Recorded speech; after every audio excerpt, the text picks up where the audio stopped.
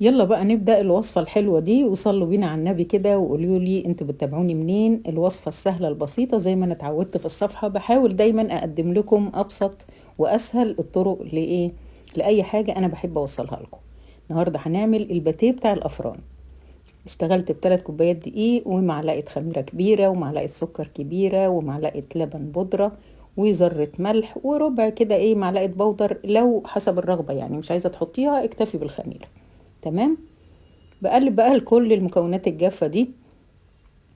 اللي لسه بتتفرج بقى ومش عايزة تجرب، قومي جربي الوصفة وخليكي معايا للآخر وشوفي. أنا هحسبها لك وأكد لك إن إحنا في البيت فعلا أقل بكتير من التكلفة عن اللي بره.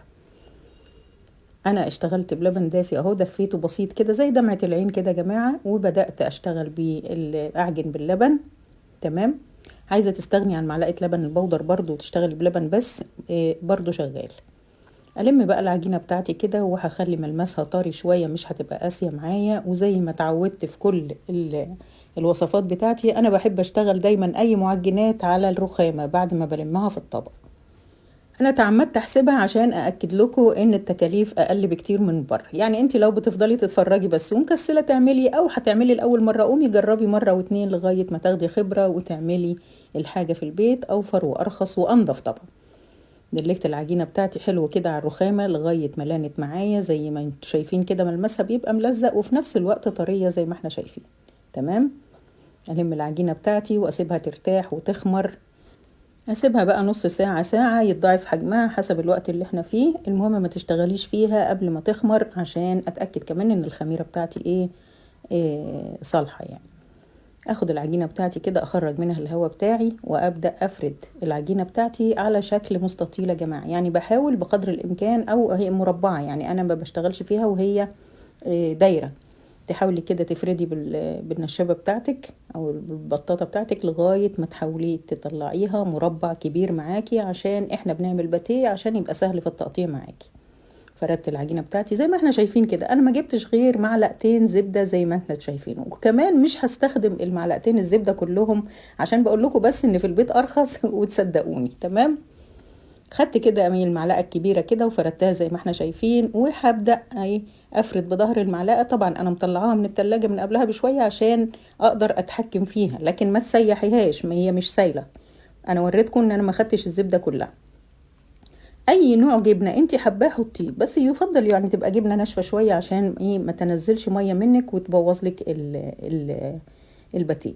انا بس سبت الجزء اللي فيه الجبنه ده، ما حطيتش فيه زبده كده عشان الزبده ما تسيحش وتخليها تخر معايا ويعني تعمل ميه وانا بسويها.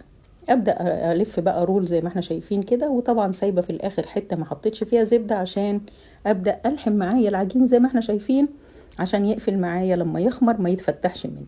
تمام كده. حلو كده الكلام لغايه دلوقتي. اكتبوا لي بقى بتتابعوني منين، وخدي لي الجوله كده في الصفحه وشوفي الوصفات بتاعت سهى هتعجبك ولا لا. وصفات كلها بسيطه وسهله، وانا دايما بحب اوصل لكم الحاجه باي يعني بطرق سهله وبسيطه يعني. لفيت الرول بتاعي معايا كده ومفيش اسهل من كده، هو ما خدتش معايا حاجه. وابدا اقص او اقطع الحجم اللي انت عايزاه. تعمليه ميني بقى، تعمليها كبيره، تطلع معاكي كام واحده. لما هنحسبها في الاخر حسبت لكم انها ارخص بكتير من ان احنا بنجيبها من بره. يعني انا ال3 كوبايات معايا طلعوا معايا ادي مثلا السبع باتيهات، والحرف من هنا والحرف من هنا طبعا يعملوا واحده. يعني نقول ال3 كوبايات عملوا معايا 8 كبار زي ما احنا شايفين. طبعا دهنت بس الصينية بتاعتي كده يعني مسحة زبدة كده ورشة دقيق خفيفة، وبدأت أجيب معلقة عسل وخففتها بمعلقة مية عشان بس تاخد لون ذهبي كده، وسبتهم يخمروا يا جماعة وتخمر من أول وجديد وترتاح. ودهنت الوش بتاعي. تمام. يبقى أنا هعتبرهم 8، لأن أنا قلت لكم الحرف من هنا والحرف من هنا شلته، بس أنا خدت ال7 اللي هم مظبوطين حطيتهم في الصينية. أنا يا جماعة ال8 دول تمام بيعملوا 80 جنيه بره، انا كلفتهم حوالي 30 جنيه. يبقى انا كده وفرت ولا ما وفرتش؟ وفرت طبعا. زائد ان هما بره في الفرن ما بيحطولكيش زبده، ما بيحطولكيش لبن بودر. يبقى انا في البيت لما اعمل حاجتي بنظافه وما كسلش واعملها، او يا لسه هعمل يعني اطلع اشتري وخلاص. فاتمنى يكون وصفه النهارده سهله وبسيطه وعجبتكم. طبعا لما بتطلع من الفرن بسيبها تبرد شويه، اديها بخه ميه بس بسيطه او فرشه زبده خفيفه كده واسيبها تبرد تماما واغطيها عشان تطرى معايا وتديني النتيجة الحلوة دي. لايك وشير على الوصفة الحلوة، اشوفكم على خير.